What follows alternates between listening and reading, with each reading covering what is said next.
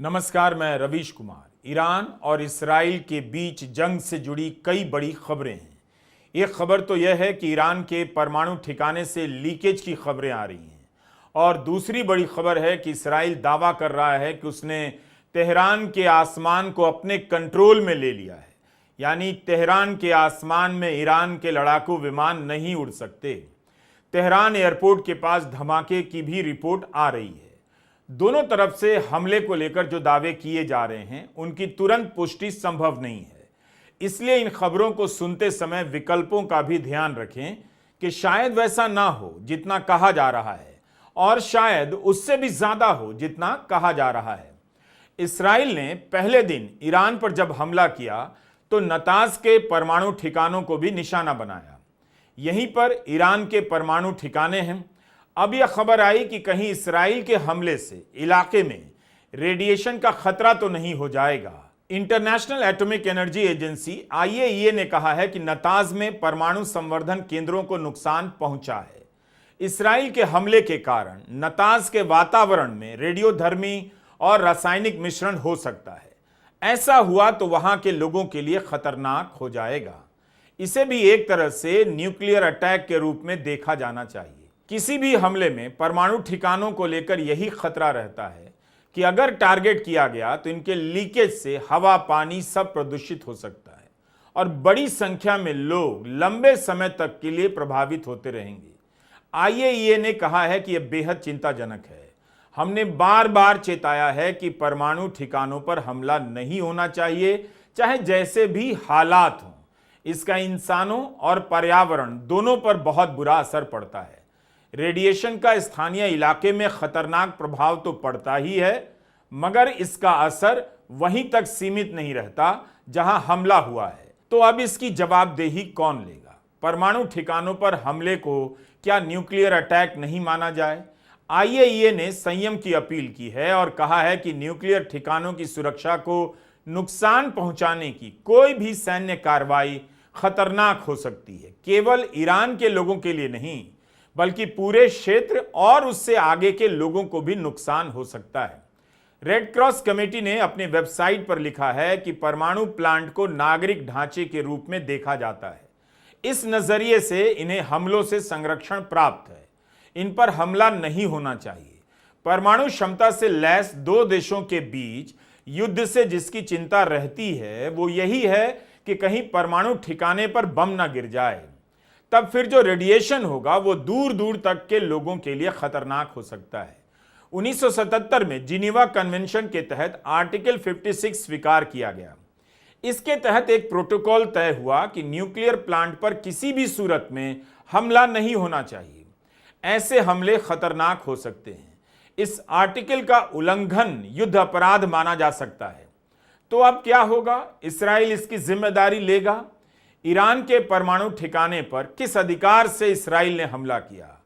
अगर बड़ा नुकसान हुआ, रेडिएशन हुआ है, तो पूरे इलाके के लोगों पर असर पड़ेगा। उसकी जिम्मेदारी कौन लेगा? इसराइल ने बीती रात मशहद शहर के एयरपोर्ट पर हमला किया। मशहद ईरान के काफी भीतर का इलाका है। इसराइल की सीमा से 2300 किलोमीटर दूर धार्मिक केंद्र माना जाता है। इतने भीतर तक घुसकर हमला कर इसराइल दिखाना चाहता है कि ईरान के अंदर तक वह हमला कर सकता है। ईरान के हमले का असर भले मीडिया की रिपोर्टिंग में कम दिख रहा हो, लेकिन इसराइल की बेचैनी और चेतावनियों में ज्यादा दिखाई दे रहा है। आगे अंजाम क्या होगा? लेकिन अभी तक ईरान कमजोर नहीं पड़ रहा। एक सवाल है कि अगर इसराइल ने इतनी शक्तिशाली गुप्तचर सेवा बना ली है, टेक्नोलॉजी में महारत हासिल कर ली है, खतरनाक लड़ाकू विमान बना लिए हैं, पेजर से धमाका कर देता है, ईरान के ही सेना की टॉप लीडरशिप को उनके घर में उड़ा देता है। ऐसा नहीं है कि इसराइल ने अपने हमलों से चौंकाया नहीं, फिर भी वह इतना शक्तिशाली होते हुए ईरान से अकेला क्यों नहीं भिड़ रहा है? बड़ा सवाल है कि क्या इसराइल अकेले ईरान से भिड़ सकता है? इसराइल के पास अमेरिका की ताकत है, लेकिन ईरान अकेले दम पर 4 दिनों से अपनी मिसाइलों से सिहरन पैदा कर दे रहा है। युद्ध के समय की खबरों की पुष्टि मुश्किल है, लेकिन ईरान ने 300 से अधिक मिसाइलें छोड़कर तबाही मचाने का दावा किया है। उसके कुछ वीडियो बता रहे हैं कि इसराइल को कम नुकसान नहीं हुआ है। इसराइल की तरफ से ऐसे वीडियो भी जारी किए जा रहे हैं कि उसके नागरिकों को कोई फर्क नहीं पड़ रहा, वे सामान्य काम में व्यस्त हैं। लेकिन वीडियो इसके भी आ रहे हैं कि इसराइली बंकर में भागकर शरण ले रहे हैं। आजकल इसराइली अपने घर से ज्यादा घर के नीचे बने बंकरों में रह रहे हैं। इस समय एक बात नोटिस कर रहा हूं कि पश्चिमी मीडिया की रिपोर्टिंग में केवल इसराइल नहीं है, ईरान का भी हमला है और उसके हमले से नुकसान की भी खबर है। एक तरफा जैसा कुछ नहीं दिखता। पश्चिमी मीडिया तेल अवीव से लेकर हाइफा सिटी से रिपोर्टिंग कर रहा है।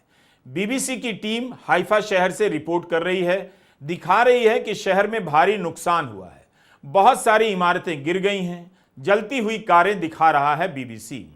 इसका मतलब है कि हाइफा शहर में नुकसान तो हुआ है। अब रही बात कि क्या हाइफा बंदरगाह को नुकसान पहुंचा है। ईरान का तो ऐसा ही कुछ दावा है, लेकिन हाइफा बंदरगाह के बंद होने की खबर नहीं आई है। इस बंदरगाह का संबंध भारत के अदानी समूह से भी है। यहां अदानी समूह ने अरबों रुपए का निवेश किया है। इस समूह के सीईओ जोगेशिंदर सिंह ने कहा है कि हाइफा में कंपनी की कार्गो फैसिलिटी को नुकसान नहीं हुआ है। नुकसान की खबरें सही नहीं हैं। ईरान ने दावा किया है कि हनीफा शहर के सैनिक और ऊर्जा ठिकानों को टारगेट किया गया है। अदानी समूह का कहना है कि हाइफा बंदरगाह को नुकसान नहीं पहुंचा, बंदरगाह चल रहा है। मगर हाइफा में सही स्थिति क्या है, इसके बारे में कोई ठीक से नहीं जानता। टाइम्स ऑफ इसराइल ने रिपोर्ट किया है कि स्थानीय पुलिस हाइफा में हुए नुकसान की रिपोर्टिंग करने नहीं दे रही है। विदेशी पत्रकारों को रोका जा रहा है।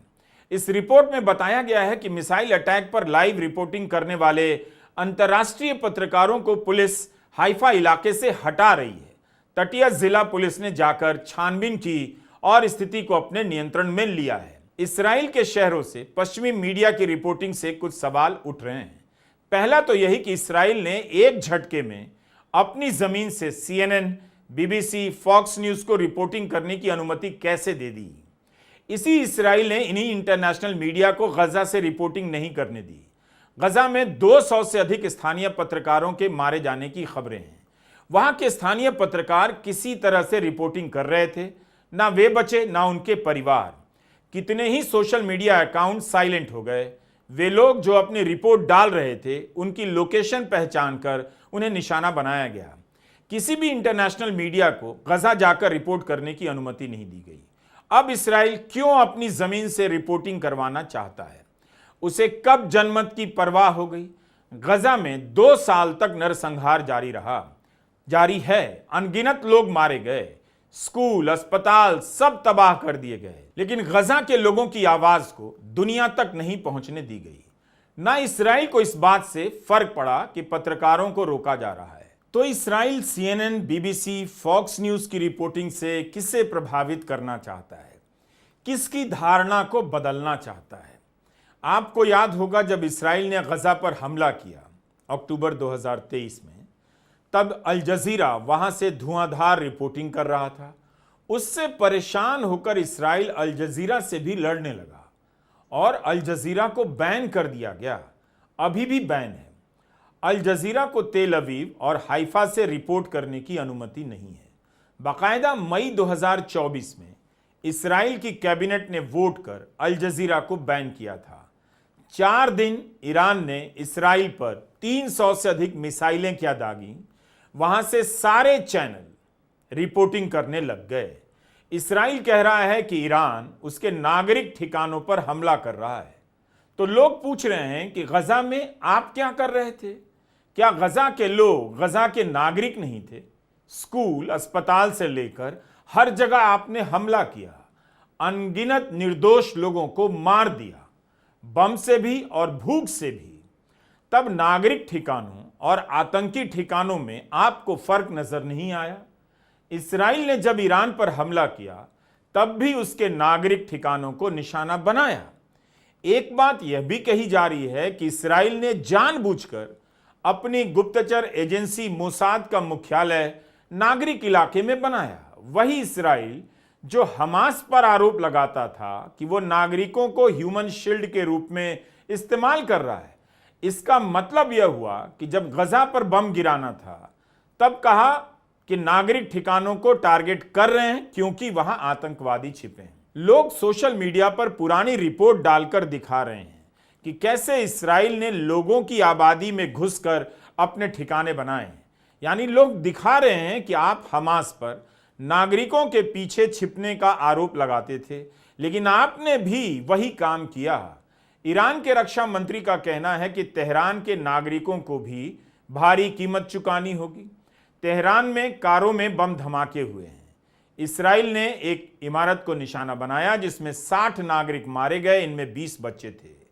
तेहरान टाइम्स में रिपोर्ट किया गया है कि इस्राइल ने तेहरान में बच्चों के एक अस्पताल, हकीम अस्पताल पर ड्रोन से हमला किया।